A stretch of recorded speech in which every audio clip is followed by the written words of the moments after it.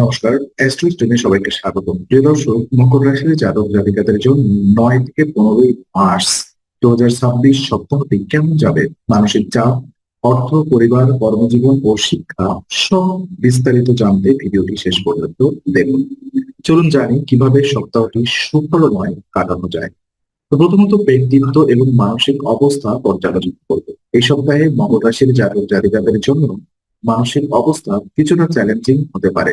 অন্যদের সমালোচনা করা থেকে বিরত থাকা খুবই গুরুত্বপূর্ণ, কারণ এটি কেবল সম্পর্কের অবনতি ঘটায় না, বরং নিজের ভাবমূর্তিকেও ক্ষতিগ্রস্ত করতে পারে। নেতিবাচক চিন্তা ও অভিযোগের প্রবণতা স্বাস্থ্যের উপরও প্রভাব ফেলে। মানসিক চাপ, ঘুমের সমস্যা বা মনোবল হ্রাসের মতো জটিলতা দেখা দিতে পারে। তাই ইতিবাচক চিন্তা বজায় রাখা, ধৈর্য ধরে পরিস্থিতির মোকাবেলা করা এবং নম্র আচরণ রাখা অত্যন্ত জরুরি। পরিবারের সদস্য, সহকর্মী বা বন্ধুদের সঙ্গে সম্পর্কের ক্ষেত্রে সদয় ও বোঝাপড়াপূর্ণ মনোভাব দেখালে অপ্রয়োজনীয় সংঘাত এড়িয়ে চলা সম্ভব।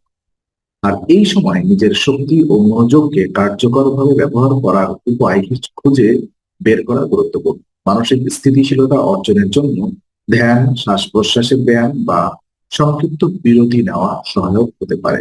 অর্থ এবং আর্থিক অবস্থা পর্যালোচনায় দেখা যায় এই সপ্তাহে অর্থনৈতিক দিক থেকে মকর রাশির জন্য কিছুটা চ্যালেঞ্জ দেখা দিতে পারে। হঠাৎ করে আর্থিক প্রয়োজন বৃদ্ধি পেতে পারে, যা আগে বোঝা যায়। রাহুর অবস্থান চন্দ্রের দ্বিতীয় ঘরে থাকায় অর্থের উপরে চাপ বাড়তে পারে। যদিও পূর্বে অর্থের গুরুত্ব কম বোঝা হতো, এই সপ্তাহে এটি স্পষ্টভাবে উপলব্ধি করবেন। কাছের মানুষ থেকেও আর্থিক সহায়তা পাওয়া কঠিন হতে পারে, তাই নিজের বাজেট এবং খরচ নিয়ন্ত্রণ গুরুত্বপূর্ণ। হঠাৎ প্রয়োজন আসার সম্ভাবনার কারণে অবাঞ্ছিত ঋণ বা অপ্রয়োজনীয় খরচ এড়িয়ে চলা উচিত। এমন সময় সঞ্চয় বা পূর্ব পরিকল্পিত ব্যয় সবচেয়ে কার্যকর। যারা ব্যবসা বা স্বতন্ত্র আয় করছেন তাদের জন্য নতুন পরিকল্পনা বা প্রজেক্টের ক্ষেত্রে সতর্ক থাকা দরকার। আর্থিক চ্যালেঞ্জ মোকাবেলায় পরিকল্পিত ও ধৈর্যশীল মনোভাব বজায় রাখলে সমস্যার প্রভাব কমতে সম্ভব এবং কমানো সম্ভব। পরিবার এবং ঘরোয়া জীবন যদি আমরা বোঝার চেষ্টা করি, তো পারিবারিক জীবনে কিছু অস্থিরতা ও মানসিক চাপ দেখা দিতে পারে। ছোটখাটো সমস্যা বড় দুশ্চিন্তার কারণ হতে পারে। পরিবারে অল্প বোঝাবুঝি বা ভুল বোঝার কারণে মানসিক চাপ বেড়ে যেতে পারে।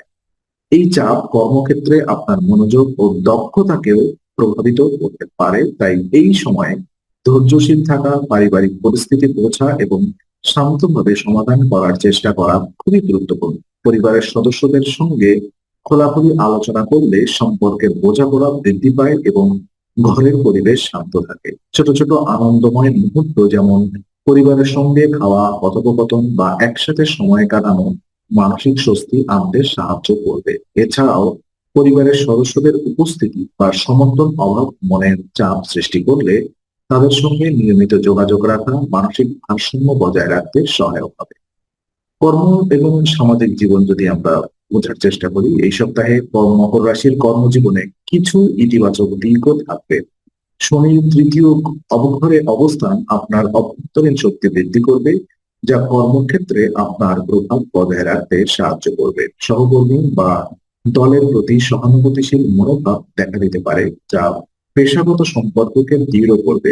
আপনার ধৈর্য এবং সহানুভূতির কারণে এমনকি শত্রু বা বিরোধীরাও বন্ধু হয়ে যেতে পারে। নতুন প্রজেক্টে নেতৃত্ব প্রদানের সুযোগ আসতে পারে এবং এতে আপনার প্রভাব স্পষ্টভাবে প্রতিফলিত হবে। তবে এই সময়ে অহংকার বা অতিরিক্ত আত্মবিশ্বাস সমস্যা সৃষ্টি করতে পারে। তাই মনোযোগ, নম্রতা এবং সহযোগিতার মনোভাব বজায় রাখাই সবচেয়ে কার্যকর।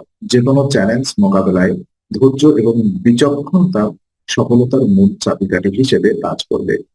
শিক্ষা এবং শিক্ষার্থীদের অবস্থা বিবেচনা করলে দেখা যায় শিক্ষার্থীদের জন্য এই সপ্তাহটি পড়াশোনার দিক থেকে বেশ অনুকূল। যারা বাড়ি থেকে দূরে থাকেন তাদের জন্য মনোযোগ ধরে রাখার জন্য বেশি পরিশ্রম প্রয়োজন হবে।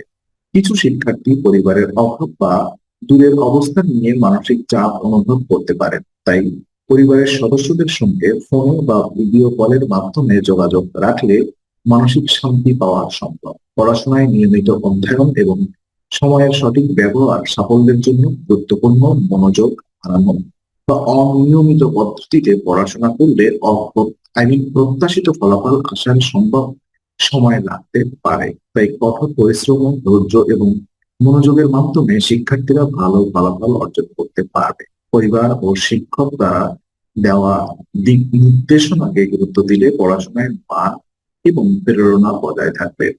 আর সাপ্তাহিক যদি বিশেষ উপায়গুলো আমি আপনাদেরকে বলি, এই সপ্তাহে মানসিক চাপ কমাতে এবং গ্রহগত প্রভাব সুষম করতে সহজ একটি জ্যোতিষীয় উপায় অনুসরণ করা যেতে পারে। প্রতিদিন ৪৪ বার ওম মান্দায় নমঃ মন্ত্রটি জপ করা শুভ বলে মনে করা হয়। এটি শনির শুভ প্রভাব বৃদ্ধি করতে সাহায্য করে এবং মানসিক শান্তি অর্জনে সহায়ক। নিয়মিত জপ করলে অন্তর্দৃষ্টি শক্তি এবং ধৈর্যশীল বৃদ্ধি পায়।